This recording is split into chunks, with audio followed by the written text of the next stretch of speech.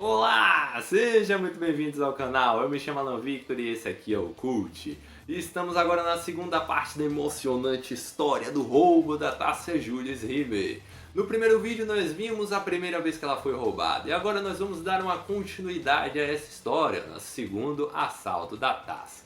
Depois disso, nunca mais ela foi encontrada, galera. Vejam só que parada interessante. E quem diz que um raio não cai duas vezes no mesmo lugar, hein? Foi roubado uma vez, e o que aconteceu depois? Foi roubado a segunda vez, cara. E aí não teve mais jeito. Então, se você está preparado para a continuação dessa história, se você ainda não viu a primeira parte, cara, ó, tem um link aí na descrição desse vídeo. Você dá uma pausa aqui, abre uma nova aba, deixa ele lá na espera carregando. Vai, assiste a primeira parte, depois você volta. E eu vou deixar um card aqui em cima também, beleza? Então agora que já tá tudo certo, você já curtiu esse vídeo, já se inscreveu no canal, segue comigo!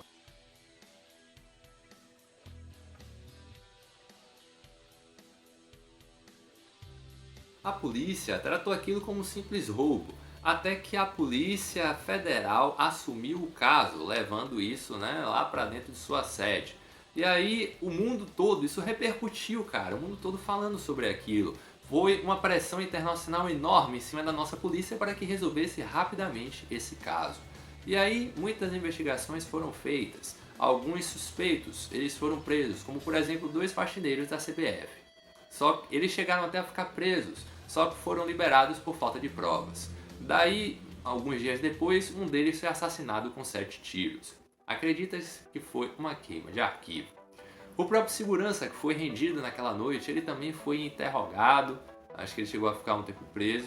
A filha dele também foi suspeita porque foi lá procurar seu pai na hora do roubo da CBF.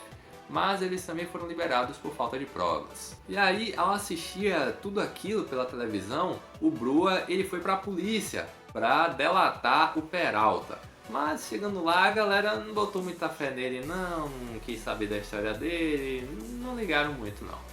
Mas depois de eles perderem os suspeitos principais que eles tinham, aí eles se lembraram da história do Brua. Foram lá e prenderam o Peralta no ano seguinte, já no final de janeiro de 1984. Muito bem, houve um julgamento, todos eles foram condenados em 1988 e fugiram. Daí vamos agora falar o que aconteceu com os outros sujeitos. O Peralta, ele afirma ter sido torturado, que ele foi jogado no chão de um carro, levado até um lugar desconhecido, onde ele ficou 3 dias sem comer e foi severamente espancado.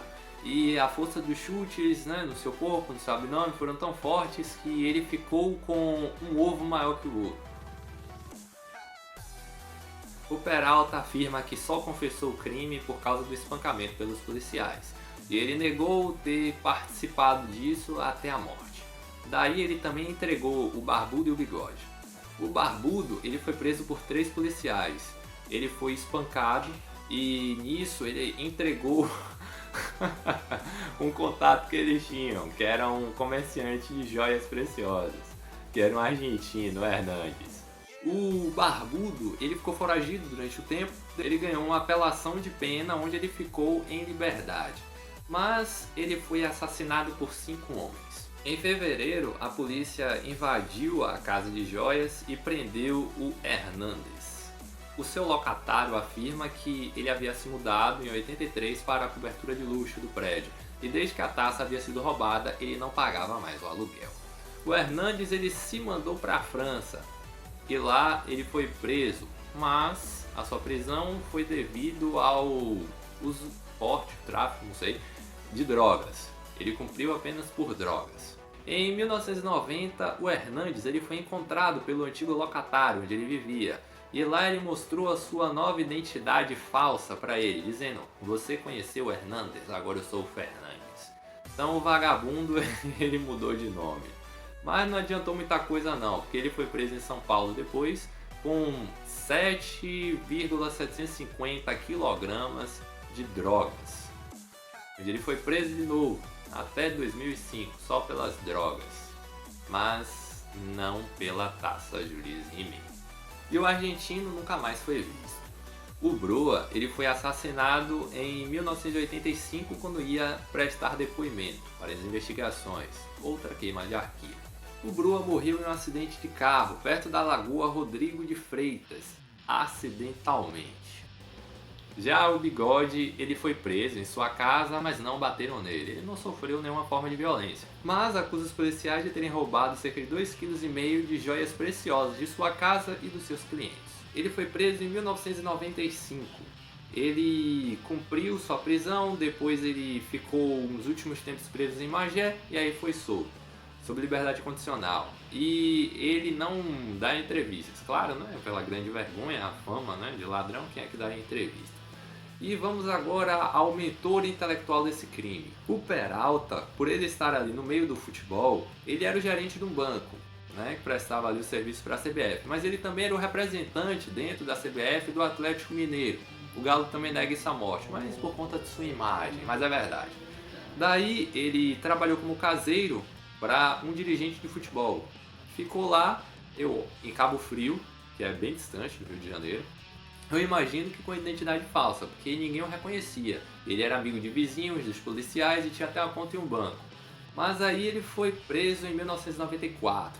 Lá na prisão, aquilo foi um choque para todo mundo, né? Porque ninguém desconfiava que aquele cara, boa gente, que conversava, né, sobre futebol ali na resenha com a galera, ele estava envolvido no roubo da Jules Rimet. Daí, lá na prisão, ele conheceu o Miro, que ele foi preso por formação de quadrilha e de outros crimes aí. O Miro era um grandão, que conseguiu advogados para Peralta para soltá-lo. E assim ele ficou trabalhando lá na mansão pro Miro. E aí ele ficou trabalhando na casa desse contraventor. O Peralta ele sofria de um coração dilatado e ele morreu de infarto em 2003, mas um pouquinho antes disso ele voltou para onde ele havia crescido, né, a sua cidadezinha lá. Ele foi evitado por sua família, né, até o final, porque ninguém queria se envolver com aquele ex-condenado e aquela vergonha mundial, porque ele passou e os fez passar também.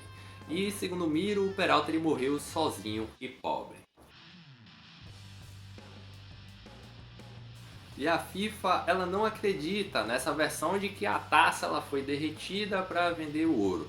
Isso porque, sabe o que aconteceu? Vocês têm uma noção de onde foi encontrada a taça? Ela foi encontrada numa taça inteira, fragmentos da Jules Rimet, recentemente, cara. Ela foi achada na sede da FIFA na Suíça, em Zurique. Encontraram a base da estátua, com as pedras preciosas e o nome dos 4 primeiros campeões mundiais. Hoje em dia, esse pé ele está em exposição.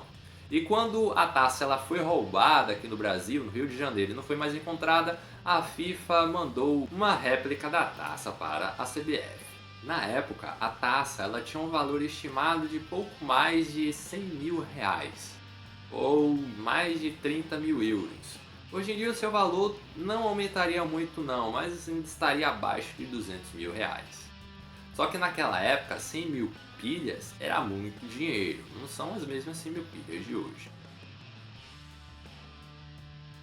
E para você que gosta de futebol, eu tenho 2 dicas muito legais, muito bacanas. A primeira é o quiz aqui mesmo do canal, Quiz 10 mais perguntas sobre futebol, para você jogar e desafiar os seus amigos. Ele vai ficar aqui na descrição desse vídeo, você pode descer aqui e brincar mais tarde.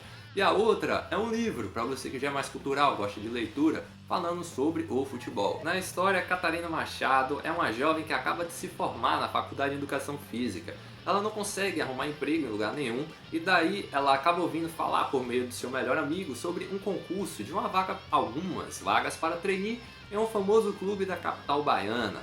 Daí ela não tinha nada melhor para fazer, não tinha nenhuma visão assim de trabalho, visto que todos os currículos que ela deixava eram recusados, e daí sem nada a perder ela vai e faz essa prova. Acaba sendo aprovada e se torna a única mulher em todo o departamento médico do clube. Como será que ela vai se sair? Como ela vai lidar com os jogadores, com os colegas de trabalho, com as pressões, os desafios diários e todo o machismo envolvido nos bastidores do mundo do futebol? O link desse livro vai ficar aqui também na descrição desse vídeo aí. E a capa é essa daqui.